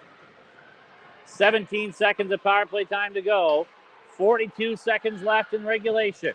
Here's McNinch. Ahead for Watain. Cross for Keller. Keller, right wing side. Works it back down low. Play to the point for Perlinger. Power play is done. Centered! Scored! The Wildcats come all the way back, and it's Keller as the power play expires, scoring with 25.8 seconds on the clock to take the lead back late in regulation, and Saskatoon is going to call a timeout. That's incredible stuff from Swift Current. They certainly weren't down and out, and their spirit made sure that they weren't. McNinch got it all started for the comeback, get them within one on the power play. Was that a power play goal that just happened there? It was no. Right, it must have just. Perlinger, they would have had the advantage in the zone at least for a 5-on-4. They work it back to Perlinger. I think McNinch had it in the corner, got it back to Perlinger at the right point, just as Kira Buziak came out of the penalty box. So Perlinger skated ahead just before Buziak got to her, and that's when she was able to center that to Keller. So it was walking a bit of a tightrope there. But Swift's able to score, now trying to hang on with 25.8 to go, and a big draw win by McNinch. And that'll get dumped deep by Rubley. Saskatoon not able to get the face-off and get their goaltender Ward to the bench. Pass deflects off a Swift Current skate. No icing. 10 seconds to go. Ward to the bench. Centering feed attempted there by Buziak. Bounced out front. Loose puck. Comes to the wall. And Keller will clear. And what a comeback by the Wildcats. Down 5-3 midway through the third period. It's a 6-5 Swift Current win. And one of the wilder games I've ever seen in U18 female AAA hockey in Saskatchewan. 11 combined goals between these two teams. More than half of them off two players' sticks, if you combine McNinch and Buziak. And I think that's what makes your storyline even crazier, is that a team had a player put up 4 goals and they lost the game in regulation that they were leading 5-3 with about 6 minutes left. And I mean, that's a huge comeback for Swift.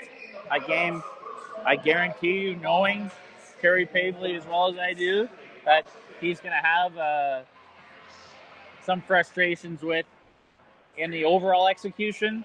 But what you love about it, if you're a Wildcat or a Wildcat coach or a Wildcat fan or a parent, is that the team getting down 5-3 in a game where they weren't sharp didn't just go away.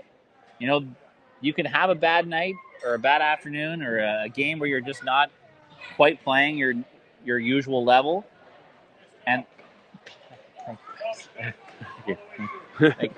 thank you. And you're not playing your usual level. And it's easy to, at that point, just pull the stakes up and say, it wasn't our day, right? This just wasn't our game. And 5-3 late, this team just kept coming and didn't go away. They found a way to come back and win a game, not in the fashion they'd ever draw up, but you really like that, I think, from a Swift Current perspective. That mentally, they overcame that obstacle and they did what they needed to do to get the 3 points. Yeah, that's a massive win. And like you said, it can be easy maybe at times to just roll over and accept defeat at that point, right? But Swift Current was able to find a way to win the second half of a back-to-back that they won yesterday, maybe a little more convincingly on the scoreboard at least. And this game maybe got away from their game plan a little bit, that, you know, Terry Pavley loves the defensive hardness, I guess, that his team plays at times, and they really showed that against Notre Dame, and that was the key to win against Notre Dame, but maybe got a little bit loose here at times today, but they were still able to come out with a win. And, they really executed down the back half of that third period. It was basically all Wildcats after Koss scored on the breakaway to make it a 5-3 game. And they didn't just roll over and just accept the fate. They put their head down, got back to the hard work that makes them a good team and that has made them win now 11 of their past 12 games. A really exceptional feat coming down the stretch, and wins against everyone except for Regina basically in that lump of 11 wins. But it also sets them up on a really big high 5-game win streak now, and 11-12 for another clash with Notre Dame before they head into the playoffs. Yeah, again, you're not going to play your best game every game. And even the best teams will sometimes lose to teams that are well below them in the standings. In this case, a team that's only one rung below. And they just weren't sharp today. And for most of the game, they weren't sharp. But when you can find a way to win in situations like that, when it's not following your usual blueprint, when you're not playing at your usual level, when you can find the mentality to still pull out a victory like that in a clutch fashion, those are the moments that you take with you into the games that really make the difference come playoff time. Because there'll be games like that in the playoffs too, where you're not totally at your best, and you go back to a game like today and say, yeah, even in those situations, we know we can still find a way. And a team we talked about having been excellent defensively for the last couple months and really all season long, but even in some games against some teams well below them in the standings, the offense hasn't come as rapidly. So here, when they absolutely needed to score, they come up with 6 goals. Yeah, back against the wall kind of mentality. And just to go back to the 6 goals, it's only the 5th time Swift Current has scored 6 or more goals this season. The 4th time they've scored 6 exactly. They had an 8 spot very early this season against the Prince Albert team in an 8-4 game. Well, and probably in as clutch a fashion as they right. The other ones were more blowouts. This they had to score 6 goals to win this game by the end, right? So right, and that's 9 goals in 2 games this weekend. So finding the offense here as they head towards the end of the season, and this will do it for their regular season home games. Up next, they finish with a game in Wilcox against Notre Dame, and then we'll play a first-round series against the Battlefords. And we don't have all the details worked out, but we hope to have those for you as well. And appreciate you tuning in as you have throughout the season.